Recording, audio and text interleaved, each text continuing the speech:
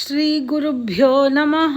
ಹರಿಃ ಓಂ. ರಾಮಾನುಜದಯಾ ಪಾತ್ರಂ ಜ್ಞಾನ ವೈರಾಗ್ಯ ಭೂಷಣಂ ಶ್ರೀಮದ್ ವೆಂಕಟನಾಥಾರ್ಯಂ ವಂದೇ ವೇದಾಂತ ದೇಶಿಕಂ.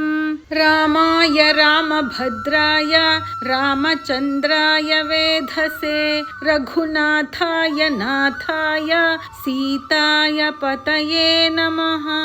ಮಾಮೀಸ್ ಸ್ಟೋರೀಸ್ಗೆ ನಿಮಗೆಲ್ಲ ಸ್ವಾಗತ ಮಕ್ಕಳೇ. ನಾನು ನಿಮ್ಮ ಪ್ರಿಯಾ ಮಾಮಿ.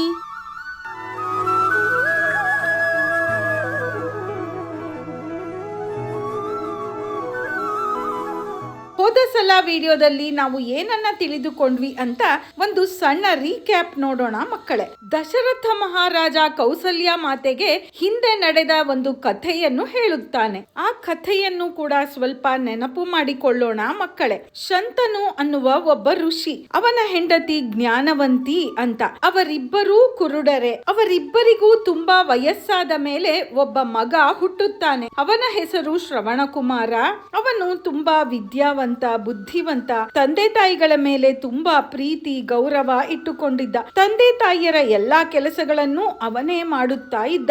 ದೇವರ ಮೇಲೆಯೂ ತುಂಬಾ ಭಕ್ತಿ ಪ್ರೀತಿ, ದೇವರ ಜಪವನ್ನು ಕೂಡ ಮಾಡ್ತಾ ಇದ್ದ ಅನ್ನೋದನ್ನೆಲ್ಲ ತಿಳಿದುಕೊಂಡ್ವಿ. ಈಗ ಕಥೆ ಏನಾಯ್ತು ಅಂತ ನೋಡೋಣ ಮಕ್ಕಳೇ. ಈ ಶ್ರವಣಕುಮಾರ ಸ್ವಲ್ಪ ಬೆಳೆದು ದೊಡ್ಡವನಾಗಿದ್ದ, ತರುಣನಾಗಿದ್ದ, ಅಂದ್ರೆ ಯಂಗ್ ಆಗಿದ್ದ. ಕುರುಡರಾದರೂ ತೀರ್ಥಕ್ಷೇತ್ರಗಳಿಗೆ ಭೇಟಿ ಕೊಟ್ಟು ಪುಣ್ಯ ಗಳಿಸಬೇಕು ಅನ್ನುವ ಆಸೆ ಆ ವಯಸ್ಸಾದ ತಂದೆ ತಾಯಿಯರಿಗೆ. ತಮ್ಮ ಆಸೆಯನ್ನು ಮಗನ ಹತ್ತಿರ ಹೇಳಿಕೊಳ್ತಾರೆ ಅವರಿಬ್ಬರು. ಶ್ರವಣಕುಮಾರ ಏನನ್ನು ಯೋಚನೆ ಮಾಡಲೇ ಇಲ್ಲ. ಅವರು ಹಾಗೆ ಕೇಳಿದ ತಕ್ಷಣ, ಆಯಿತು, ನಿಮಗೆ ಯಾವ ಚಿಂತೆಯೂ ಬೇಡ, ನಾನು ನಿಮ್ಮನ್ನು ಪುಣ್ಯಕ್ಷೇತ್ರಗಳಿಗೆ ಕರೆದುಕೊಂಡು ಹೋಗುತ್ತೇನೆ. ನಿಮ್ಮ ಮಗನಾಗಿ ಹುಟ್ಟಿದ್ದಕ್ಕೆ ನಿಮ್ಮ ಆಸೆ ಪೂರೈಸುವುದೇ ನನ್ನ ಮೊದಲ ಕರ್ತವ್ಯ, ನನ್ನ ಮೊದಲ ಡ್ಯೂಟಿ ಅಂತ ಹೇಳಿ ತಂದೆ ತಾಯಿಯರಿಗೆ ಭರವಸೆಯನ್ನು ಕೊಡುತ್ತಾನೆ ಶ್ರವಣಕುಮಾರ.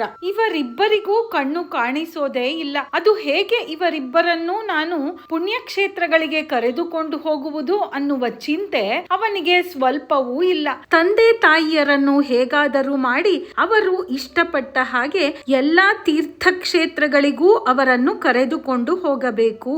ಆದರೆ ಹೇಗೆ ಕರೆದುಕೊಂಡು ಹೋಗುವುದು, ಹೇಗೆ ಅಂತ ಯೋಚನೆ ಮಾಡ್ತಾನೆ. ಆಗ ಅವನಿಗೆ ಒಂದು ಉಪಾಯ ಹೊಳೆಯುತ್ತೆ. ಅವನ ಹತ್ತಿರ ಮರದ ತಕ್ಕಡಿ ಒಂದು ಇತ್ತು. ಬಿದಿರಿನ ಬುಟ್ಟಿಗಳಿಂದ ಮಾಡಿದ ತಕ್ಕಡಿ ಅದು. ಅದರಲ್ಲಿ ಮಡಕೆಗಳನ್ನು ಇಟ್ಟುಕೊಂಡು ಪ್ರತಿದಿನವೂ ಕೆರೆಗಳಿಂದ ಮನೆಗೆ ನೀರನ್ನು ಹೊತ್ತು ತರುತ್ತಿದ್ದ. ಇದೇ ರೀತಿಯ ದೊಡ್ಡ ಬಿದಿರಿನ ತಕ್ಕಡಿಯನ್ನು ಮಾಡಿದರೆ ಆ ಎರಡೂ ಬುಟ್ಟಿಗಳಲ್ಲಿ ತಂದೆ ತಾಯಿಯರನ್ನು ಕೂರಿಸಿಕೊಂಡು ತಕ್ಕಡಿಯನ್ನು ನಾನು ಭುಜದ ಮೇಲೆ ಹೊತ್ತುಕೊಂಡು ನಡೆಯಬಹುದು ಅಂತ ಯೋಚನೆ ಮಾಡ್ತಾನೆ. ಹೀಗೆ ತಂದೆ ತಾಯಿಯರು ಇಷ್ಟಪಡುವ ತೀರ್ಥಕ್ಷೇತ್ರಗಳನ್ನು ಭೇಟಿ ಮಾಡಿಸಬಹುದು ಅಲ್ಲವೇ ಅಂತ ಯೋಚನೆ ಮಾಡುತ್ತಾನೆ ಶ್ರವಣಕುಮಾರ. ಹಾಗೆ ಯೋಚನೆ ಮಾಡಿದ್ದೇ ತಡ, ತಾನೇ ಕುಳಿತು ಬಿದಿರಿನ ದೊಡ್ಡ ದೊಡ್ಡ ಬುಟ್ಟಿಗಳನ್ನು ತಯಾರು ಮಾಡಿದ. ಇದನ್ನು ಕಾವಡಿ ಅಂತ ಕೂಡ ಕರೆಯುತ್ತಾರೆ ಮಕ್ಕಳೇ. ಅದರಲ್ಲಿ ತಂದೆ ತಾಯಿಯರನ್ನು ಕುಳ್ಳಿರಿಸಿದ. ಪ್ರಯಾಣವನ್ನು ಶುರು ಮಾಡಿದ.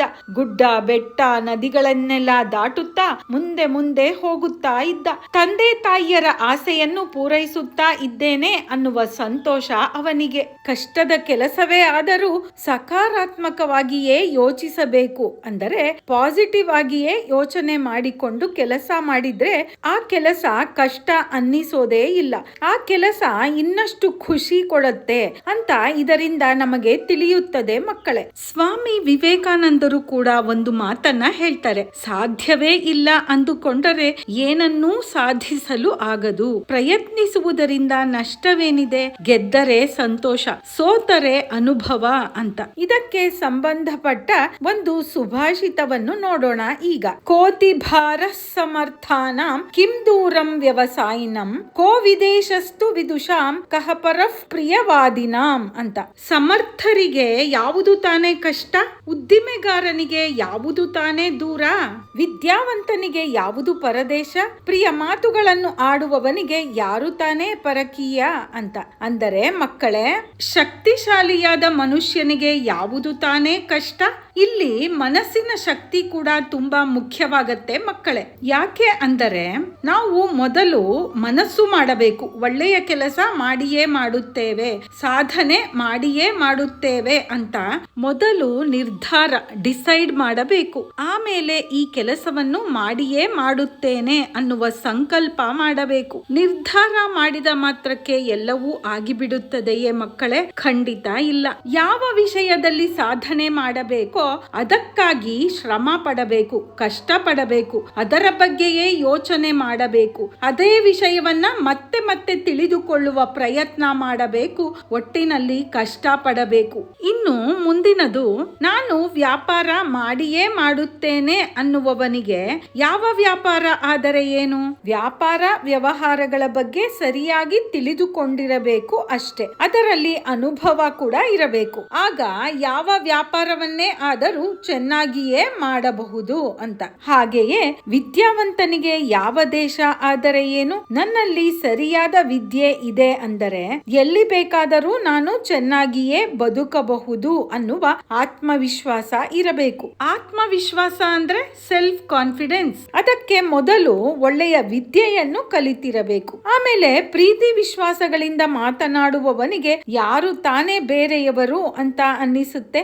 ಎಲ್ಲರೂ ನಮ್ಮವರೇ ಅನ್ನಿಸುತ್ತೆ. ಈ ಸುಭಾಷಿತದಲ್ಲಿ ಹೇಳಿರುವ ಹಾಗೆ ಇದ್ದರೆ ಮಕ್ಕಳೇ, ಎಲ್ಲೇ ಇದ್ದರೂ ಹೇಗೆ ಇದ್ದರೂ ನಾವು ಚೆನ್ನಾಗಿಯೇ ಬದುಕಬಹುದು ಅಂತ. ಹೀಗೆ ಇದ್ದುದರಿಂದಲೇ ಶ್ರವಣಕುಮಾರನಿಗೆ ಕಷ್ಟ ಅನ್ನಿಸಲಿಲ್ಲ ತನ್ನ ತಂದೆ ತಾಯಿಯರನ್ನು ಹೊತ್ತುಕೊಂಡು ಪುಣ್ಯಕ್ಷೇತ್ರಗಳಿಗೆ ತಿರುಗುವುದು.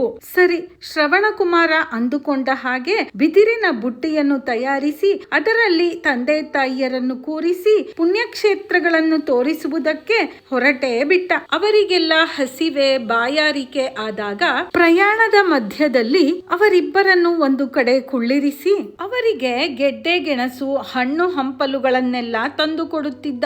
ನೀರನ್ನು ಹುಡುಕಿಕೊಂಡು ಬಂದು ನೀರನ್ನು ಕೂಡ ತಂದು ಕೊಡುತ್ತಿದ್ದ ತಂದೆ ತಾಯಿಯರಿಗೆ. ಹೀಗೆಯೇ ಅವರು ಪ್ರಯಾಣ ಮಾಡುತ್ತಾ ಇರುವಾಗ ಒಂದು ಸಲ ಶ್ರವಣಕುಮಾರನ ತಂದೆ ತಾಯಿಯರಿಗೆ ವಿಪರೀತ ಬಾಯಾರಿಕೆ ಆಗಿ ಗಂಟಲೆಲ್ಲ ಒಣಗಿ ಹೋಗಿರತ್ತೆ. ಮಗನೇ ಶ್ರವಣಕುಮಾರ, ತುಂಬಾ ಬಾಯಾರಿಕೆ ಆಗುತ್ತಿದೆ, ತಡೆಯಲು ಆಗುತ್ತಿಲ್ಲ, ಸ್ವಲ್ಪ ನೀರು ಬೇಕಿತ್ತು ಅಂತ ಹೇಳುತ್ತಾರೆ ಶ್ರವಣನ ತಂದೆ ತಾಯಿಯರು. ಆಗ ಶ್ರವಣಕುಮಾರ, ಆಯಿತು, ಇಲ್ಲೆಲ್ಲಾದರೂ ನೀರು ಸಿಗುತ್ತದೆಯೋ ನೋಡಿಕೊಂಡು ಬರುತ್ತೇನೆ, ನೀವು ಇಲ್ಲಿಯೇ ಕುಳಿತಿರಿ ಅಂತ ಹೇಳಿ ಅವರಿಬ್ಬರನ್ನು ಅಲ್ಲಿಯೇ ಕುಳ್ಳಿರಿಸಿ ಕಮಂಡಲವನ್ನು ತೆಗೆದುಕೊಂಡು ನೀರಿನ ಹುಡುಕಾಟಕ್ಕೆ ಅಂತ ಹೋಗ್ತಾನೆ ಶ್ರವಣ. ಸ್ವಲ್ಪ ಹೊತ್ತು ನೀರಿಗಾಗಿ ಹುಡುಕಾಡುತ್ತಾನೆ. ಆಮೇಲೆ ಅವನಿಗೆ ಅಲ್ಲಿ ಒಂದು ಕೊಳ ಕಾಣಿಸುತ್ತೆ. ಸದ್ಯ ನೀರು ಈಗಲಾದರೂ ಸಿಕ್ಕಿತಲ್ಲ, ಮೊದಲು ಕಮಂಡಲದಲ್ಲಿ ನೀರನ್ನು ತೆಗೆದುಕೊಂಡು ಹೋಗಿ ತಂದೆ ತಾಯಿಯವರಿಗೆ ಕೊಡಬೇಕು. ಪಾಪ, ಎಷ್ಟು ಹೊತ್ತಿನಿಂದ ಅವರಿಗೆ ಬಾಯಾರಿಕೆ ಆಗಿದೆ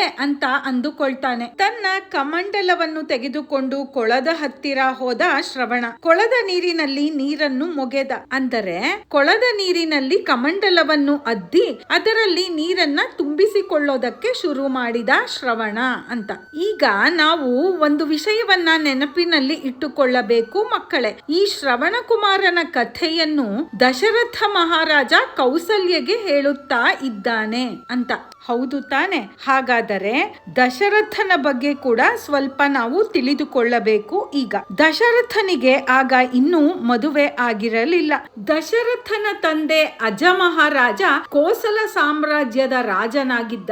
ದಶರಥ ಆಗಿನ್ನೂ ಯುವರಾಜನಾಗಿದ್ದ, ಅಂದ್ರೆ ಪ್ರಿನ್ಸ್ ಆಗಿದ್ದ. ಧನುರ್ವಿದ್ಯೆ ಅಂದರೆ ತುಂಬಾ ಇಷ್ಟ ಯುವರಾಜ ದಶರಥನಿಗೆ. ಯಾವುದಾದರೂ ಶಬ್ದವನ್ನು ಕೇಳಿಸಿಕೊಂಡು ಆ ಶಬ್ದ ಬಂದ ಕಡೆ ಸರಿಯಾಗಿ ಬಾಣವನ್ನು ಬಿಡುತ್ತಿದ್ದ. ಅಂದರೆ ಅದು ಶಬ್ದವೇಧಿ ವಿದ್ಯೆ. ಆ ಶಬ್ದವೇಧಿ ವಿದ್ಯೆಯನ್ನು ತುಂಬಾ ಚೆನ್ನಾಗಿ ಕಲಿತು ನಿಪುಣನಾಗಿದ್ದ ದಶರಥ. ಅಂದರೆ ಆ ಶಬ್ದವೇಧಿ ವಿದ್ಯೆಯಲ್ಲಿ ಅವನನ್ನು ಮೀರಿಸುವವರು ಯಾರೂ ಇರಲೇ ಇಲ್ಲ ಅನ್ನುವಷ್ಟು ಚೆನ್ನಾಗಿ ಕಲಿತಿದ್ದ ಆ ವಿದ್ಯೆಯನ್ನು. ಅವನು ಇಟ್ಟ ಗುರಿ ತಪ್ಪುವುದೇ ಇಲ್ಲ ಅನ್ನುವಷ್ಟು ಸಾಧನೆ ಮಾಡಿದ್ದ ಶಬ್ದವೇಧಿ ಪ್ರಯೋಗದಲ್ಲಿ. ಒಂದು ವರ್ಷಾಕಾಲದ ದಿನ. ವರ್ಷ ಅಂದರೆ ಮಕ್ಕಳೇ ಮಳೆ ಅನ್ನುವ ಒಂದು ಅರ್ಥ ಕೂಡ ಇದೆ. ಸೊ ವರ್ಷಾಕಾಲ ಅಂದ್ರೆ ಮಳೆಗಾಲ ಅಂತ.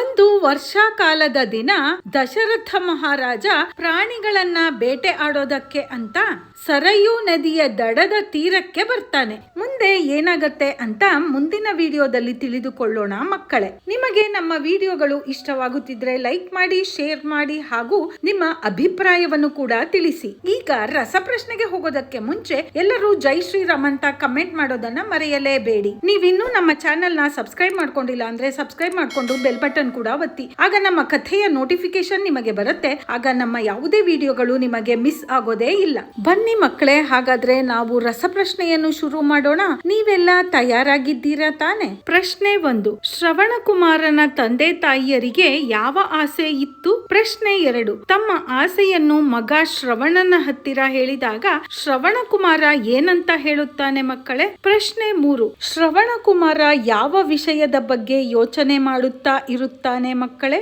ಪ್ರಶ್ನೆ 4. ಇವತ್ತಿನ ಸುಭಾಷಿತ ಯಾವುದು ಮತ್ತು ಅದರ ಅರ್ಥವೇನು? ಪ್ರಶ್ನೆ 5. ಶ್ರವಣಕುಮಾರ ತೀರ್ಥಕ್ಷೇತ್ರಗಳಿಗೆ ತಂದೆ ತಾಯಿಯರನ್ನು ಕರೆದುಕೊಂಡು ಹೋಗುತ್ತಾನೆ. ಹೇಗೆ ಕರೆದುಕೊಂಡು ಹೋಗುತ್ತಾನೆ? ಪ್ರಶ್ನೆ 6. ಇವತ್ತು ನಾವು ಈ ವಿಡಿಯೋದಲ್ಲಿ ಹೇಳಿದಂತಹ ದಶರಥ ಮಹಾರಾಜನ ವಿಷಯವನ್ನು ತಿಳಿಸಿ ಮಕ್ಕಳೇ. ಈ ಪ್ರಶ್ನೆಗಳಿಗೆಲ್ಲ ನಿಮಗೆ ಉತ್ತರ ಗೊತ್ತೇ ಇದೆ. ಗೊತ್ತಿಲ್ಲ ಅಂದ್ರೆ ಏನ್ ಮಾಡ್ಬೇಕು? ಇನ್ನೊಂದ್ಸಲ ಕಥೆಗಳನ್ನ ಕೇಳಿಸ್ಕೊಂಡು ಉತ್ತರ ಕೊಟ್ರೆ ಆಯ್ತು. ಹಾಗಾದ್ರೆ ನಾನು ನಿಮಗೆ ಮುಂದಿನ ವಿಡಿಯೋದಲ್ಲಿ ಸಿಗ್ತೀನಿ ಮಕ್ಕಳೇ. ಜೈ ಶ್ರೀರಾಮ್ ಅಂತ ಕಮೆಂಟ್ ಮಾಡೋದನ್ನ ಮರೆಯಲೇಬೇಡಿ. ಜೈ ಶ್ರೀರಾಮ್. ಸರ್ವೇ ಜನಾಃ ಸುಖಿನೋ ಭವಂತು.